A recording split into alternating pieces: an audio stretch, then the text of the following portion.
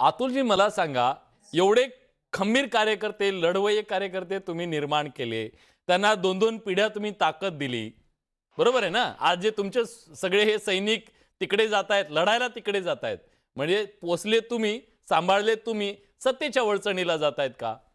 मग मला सांगा, तुम्ही ह्या लोकांना मोठं करण्यात चुकलात? निष्ठावंतांना तुम्ही द्यायला पाहिजे होतं? काय चुकलं तुमचं नेमकं? आता नवनाथजींनी जे काही विश्लेषण केलं त्यांच्या पक्षाचं, हां. यातनं हे सिद्ध झालं की त्यांनी त्यांची संघटना, जगातला सगळ्यात मोठा पक्ष हा नेते निर्माण करू शकला नाही, अशी त्यांची स्वतःची कबुली आहे. हं. आणि त्याच्यामुळे काय आहे की दुसऱ्या पक्षातनं ज्यांच्यावर आरोप केले की आमच्याकडे बैलगाडी भरून पुरावे आहे. आता नवनाथरावनं तयार करतायत ना ते. ऐका ना, नाही कसं म्हणता? ऐका ना तुम्ही आता. हां. त्यांनी स्वतः मान्यता दिली आहे. मी फक्त ते तुम्हाला माझ्या पद्धतीने सांगतोय.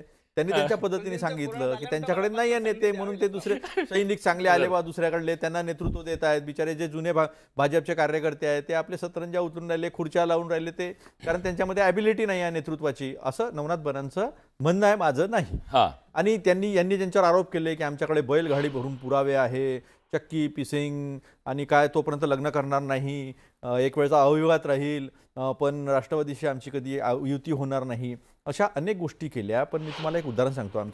आता तुम्ही किती ग्रामीण भागातून आपण सगळे आलेलो आहोत. ग्रामीण भागामध्ये काय असते, ते करणी टोटके करणारे लोक असतात, काही महिला असतात, काही पुरुषही असतात.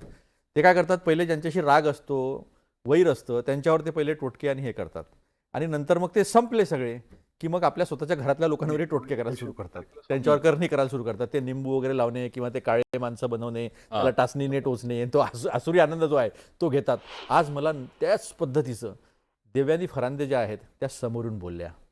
असं कित्येक लोकांचं असेल, कित्येक लोकांचं. पहिले राजकीय पक्षांतर होत होते, आता ईडी, इन्कम टॅक्स, CBI, निवडणूक आयोग हे कशा हे झालेले आहे, त्यांच्या आघाडीतले युतीमधले त्यांचे पार्टनर झालेले आहे. आणि त्याच्यामुळे अनेक लोक जे आहे त्या लोकांना घेतल्या जात आहेत. आता कसं झालं महाराष्ट्राच्या राजकारणात की मुलं पळवणारी टोळी, शिंदे साहेब तुम्ही आपली मुलं सांभाळा, देखना शायनाजी आपके नेता के बच्चे लेके भाग जाएंगे नाही तो.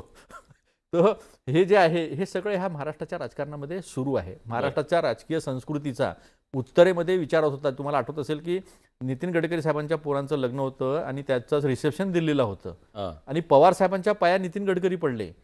तर उत्तरेतल्या लोकांना आश्चर्य झालं की हे असं कसं काय बा. आणि महाराष्ट्राच्या राजकीय म्हणजे एक संस्कृतीचं जे होतं ते कौतुक होतं देशामध्ये. आता महाराष्ट्राच्या राजकारणामध्ये जे काही सुरू आहे ते सगळा देश बघतोय की काय आमच्यासारखे आमच्याही पुढे गेले, हे आमच्याही पुढे गेले. आणि आजची परिस्थिती अशी आहे की नवनाथ बनांचं जर ऐकलं आणि त्यांच्या पूर्ण पक्षामध्ये जर ही विचारधारा असेल तर ही गोष्ट नक्की आहे की जे सांगतात की आमच्याकडे निष्ठावान कार्यकर्ते आहे, आमच्याकडून जाऊ शकत नाही, सत्ता जाऊ द्या, ताश के पत्तों के तरह बीजेपी बिखरी हुई दिखाई देंगी. नाही, ते म्हणतील ते जे मूळ आहेत ना तेच राहतील, ते तर राहतील. ते भाजपचे ते मूळ सतरंजा उचलत होते, काँग्रेसचे ज्यांना सत्तेच. हा प्लीज मला एक सांगा ना. ते तुमच्यावर तर आरोप होते की तुमचं सगळी दारोमदार, तर म्हणजे आता नवीन पक्ष आहे तुमचा तसा सगळे इन्कमिंग. मला एक सांगा, एकच फक्त 10 सेकंद मला फक्त एवढंच म्हणायचं आहे की आता म्हणजे एक बोर्ड लावायचा आहे बीजेपीच्या कार्यालयाच्या बाहेर, दरवाजा उघडा ठेवायचा. बलात्कारी, हत्यारे, मोठे मोठे गुन्हेगार यांना, जेवढे मोठे हे गुन्हेगार तेवढं मोठं पद त्यांना मिळेल. आज कालच ठाण्यामध्ये एका मोठ्या गुंडाचा प्रवेश झालेला आहे, पुण्यामध्ये गुंडांचा प्रवेश झालेला आहे. एक बोर्ड लावून घ्यायचा आणि त्यांना सांगायचं की तुम्ही या, तुम्ही उद्याचे महापौर, गृहराज्यमंत्री. शैनाजींना मला विचार आहे. नवनाथराव अगदी थोडक्यात. शशिकांत शिंदे आपल्यासोबत जोडले गेलेले आहेत. शशिकांतजी स्वागत आहे. काँग्रेसची अवस्था काय झाली आहे की यांना पक्ष सांभाळता येत नाही. तिथे काँग्रेस झाली आहे सगळी, बीजेपी संपली आहे, तिथे काँग्रेस, राष्ट्रवादी, शिवसेना, शिंदे. त्यांचं म्हणणं तुम्हाला तुमची पोरं सांभाळता येत नाही, हत्या करणारे अशा सगळ्यांची लोक होती असं अतुलजींना म्हणायचंय का? आता काल झालं ना, काल पेपरची बातमी आहे, वृत्तपत्राची बातमी आहे, हे सगळे म्हणजे गोंड दिला ठाण्यामध्ये, पुण्यामध्ये दिलं. ठीक आहे नवनाथराव, मला पुढच्या शैनाजी मला एक सांगा, एक मिनिट प्लीज थांबा. शैनाजी मला सांगा, तुमच्या पक्षावर पण सातत्याने टीका केली जाते की बाहेरून घेतल्याशिवाय तर तुम्हाला काही पर्याय नाहीये, कारण तुमचा पक्ष ज्या पद्धतीने वाटचाल करतोय तर तुम्हाला मग ठाकरेंकडून घ्यावे लागतील किंवा इकडून तिकडून तुम्हाला घेऊनच पक्ष चालवावा लागतोय. नवीन प्रक्रिया, नेतृत्व घडवणं, तयार करणं, ही प्रक्रिया बंद पडली आहे का? आता उसनवारीवरच सगळं सुरू आहे का? राजकारणात एकूणच मी विचारतो. विलासजी खरं म्हणले तर एक लॉंग टर्म कमिटमेंट असतो आणि एक शॉर्ट टर्म ऑपॉर्च्युनिझम. आता तुम्ही बघितलं तर तुम्ही सांगितलं की खूपच उदाहरण दिलं की काय झालं नाशिकमध्ये, काय झालं कुठे पण. एक आहे नेतृत्व. आता आमचे नेता जे आहे एकनाथजी शिंदे त्यांचे खूपच आकर्षण आहे आणि इतकी लोकांना स्वतः यायचं आमच्या पक्षात. आता तुम्ही निकाल बघा तर 2024 चे जे विधानसभा इलेक्शन्स मध्ये 80 सीट लढून आम्ही 60 जिंकून आले.